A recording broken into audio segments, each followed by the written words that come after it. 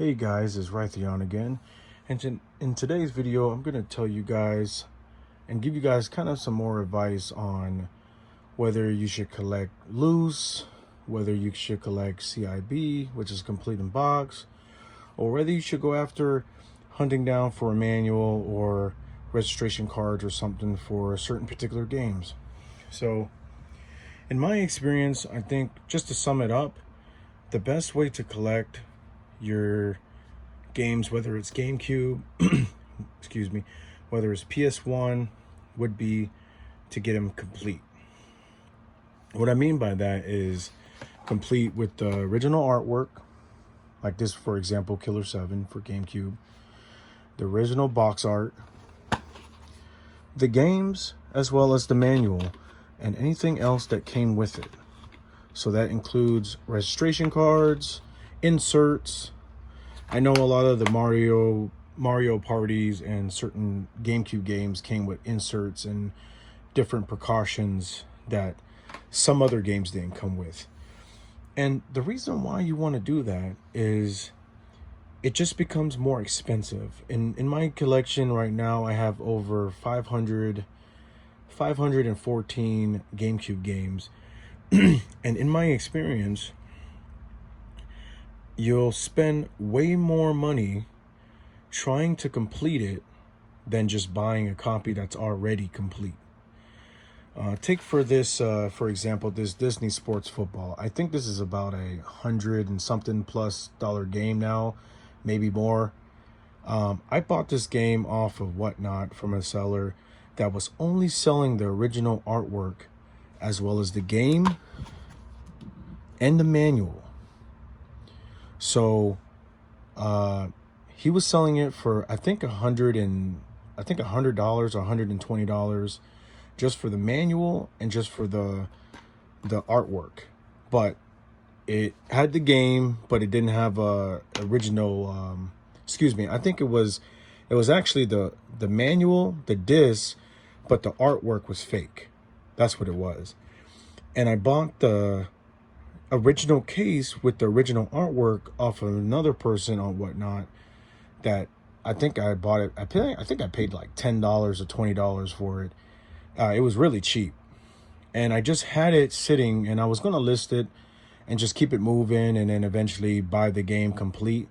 But something told me in my mind to, like, you know what, I'm just going to hold on to it. And sure bet it paid off for that moment, because this is like $100 and something plus game. But so in this circumstance, between the game, the manual, and the box art, I'm spending like $140, $150 something. So in this circumstance, I would say that it would be worth it, but not all the time if it's worth it. Like, for example, I just talked about picking up this game from Double Jump Video Games in my last video, and unfortunately this game is not complete. It has the registration and it also has the game, the box art and the cover art and stuff for it. But hunting for a manual for this potentially $15 game is just not going to be worth it in the ending. So this was only solely just to support them. So I can always get this game back and I can always sell this one. Or if I buy a copy like this that doesn't have the registration, I could just take that registration out of that game and put it in this game and vice versa. So you have to weigh out your options when it comes to trying to collect either complete, loose, or you're trying to piece together certain things. You just got to look at the options.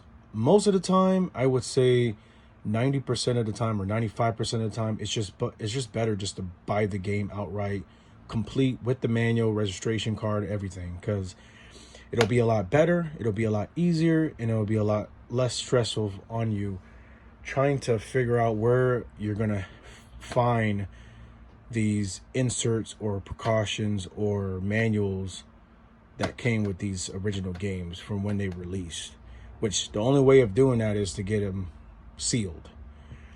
So you can get some of these games. And you can always keep in mind too that these games, Yes, some of these games are expensive, but you can always piece together certain things only if you understand the value on some of them. If you can get them for $20, $30, and if it's $150 plus game, I think it'll be worth it. Sometimes it's not, and oftentimes it's not. It's just better just to get it complete.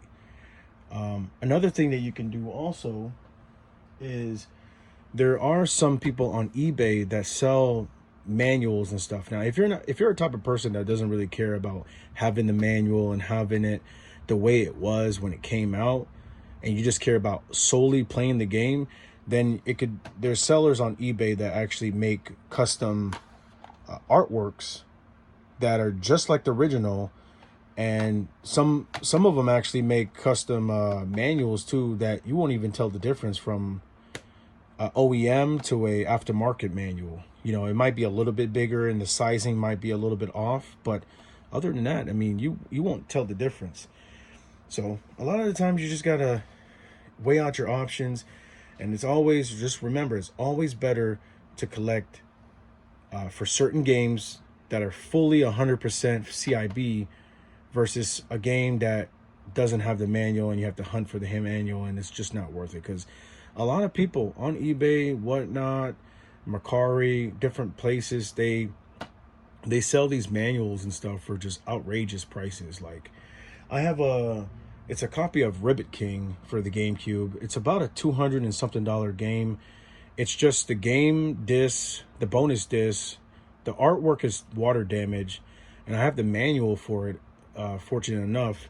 But unfortunately, it's just not worth it piecing it together, because it's just going to be way too more. It's just going to be way too expensive.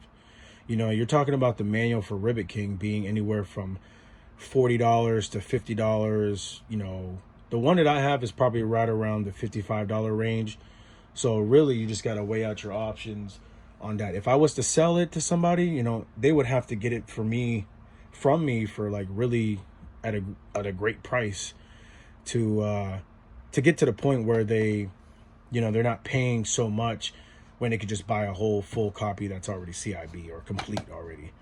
So in that case, you know, I did buy that game and I did piece it together, and it just ended up doing the math on it. It just wasn't really worth it. I would not suggest it.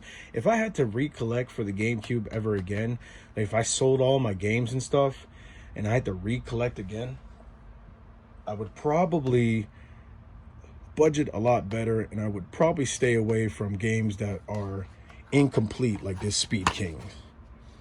And I would just only collect games that are complete, because it ends up being way too expensive and you just end up forking out a little bit more money than what you need to. So that wraps up this video. In the next topic, we'll be talking about other ways that you can collect, and maybe some different websites that you may or may not know of that you can get and pick up certain deals depending if you're watching them from day to day. But until then, you guys I hope you're having a blessed year so far, but you guys continue to have a great year, and I'll catch you guys in the next video. Peace.